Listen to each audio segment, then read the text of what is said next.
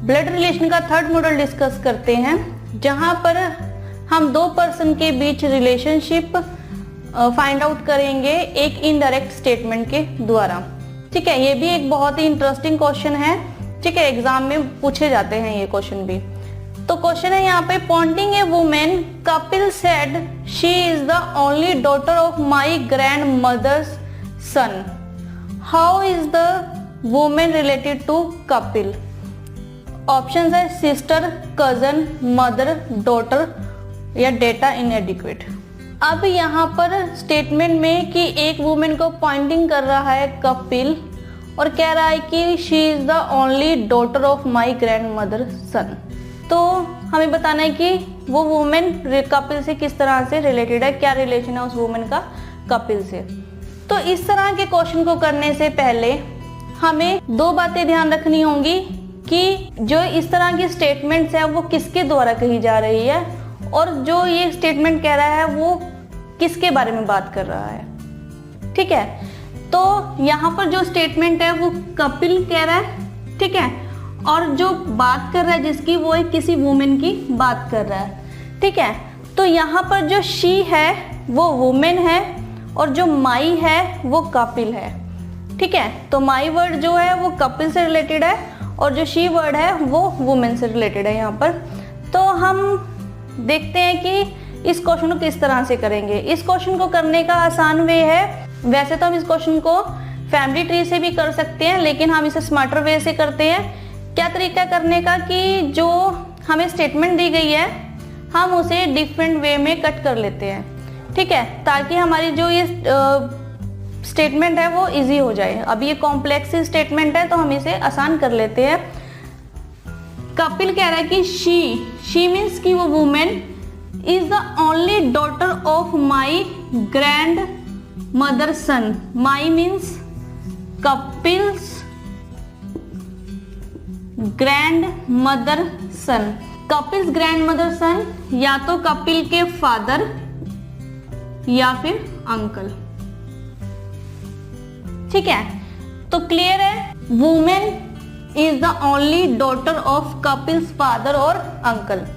ठीक है, तो हमें यहाँ पर ये क्लियर हुआ कि जो वुमेन है वो कपिल के फादर या अंकल की ओनली डॉटर है। ठीक है, तो हमें यहाँ पर अब क्लियर हो चुका है कि जो ग्रैंड मदर सन है या तो वो फादर है या फिर अंकल है, और वो जो वुमेन है वो कपिल की फादर या अंकल की डॉटर है। ठीक है, तो इससे ये क्लियर होता है कि अगर तो जो वुमेन है वो कपिल के फादर की डॉटर है तो वो उसकी सिस्टर होगी, अगर वो कपिल के अंकल की डॉटर होगी तो वो उसकी कजन होगी। तो हमें बताना है कि वो वुमेन कपिल से किस तरह से रिलेटेड है। अब हमें यहाँ पर क्लैरिफाई नहीं है कि ग्रैंड मदर सन की उसके फादर की बात हो रही है कपिल के या अंकल की बात हो रही है। तो हम यहाँ पर ये कह नहीं सकते कि Kapil's father's and uncle's daughter की उसकी सिस्टर है या उसकी कजन है।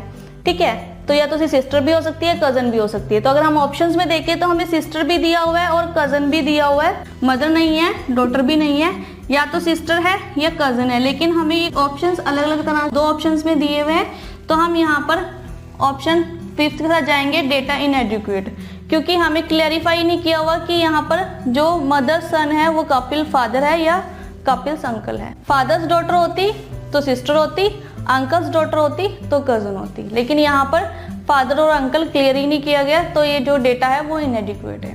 थर्ड मॉडल का सेकंड एग्जांपल है यहाँ पे, pointing to man Nirmala said he is the only son of my husband grandmother only child, how is the man related to Nirmala? Husband है, ब्रदर इन लॉ है, brother है, data inadequate है, none of this option है हमारे पास। ठीक है, तो Poynting to man Nirmala इस स्टेटमेंट को कह रही है और किसी मैन की तरफ पॉइंटिंग कर रही है, और वो स्टेटमेंट है ही is the only son of my husband grandmother only child. ठीक है, तो यहाँ पर क्लियर है कि जो ही है वो मैन की बात कर रही है। ठीक है, और माई यहाँ पर निर्मला है। तो ये क्लियर हुआ कि जो बात हो रही है वो मैन की हो रही है और जो बात कर रहा है वो निर्मला है। तो यहाँ पर ये क्लियर हुआ कि जो बात कर रहा है वो निर्मला है और जिसकी बात हो रही है वो उस मैन की बात हो रही है। तो अगर हम इस स्टेटमेंट को कट शॉर्ट करें, man is the only son of Nirmala's husband grandmother's only child.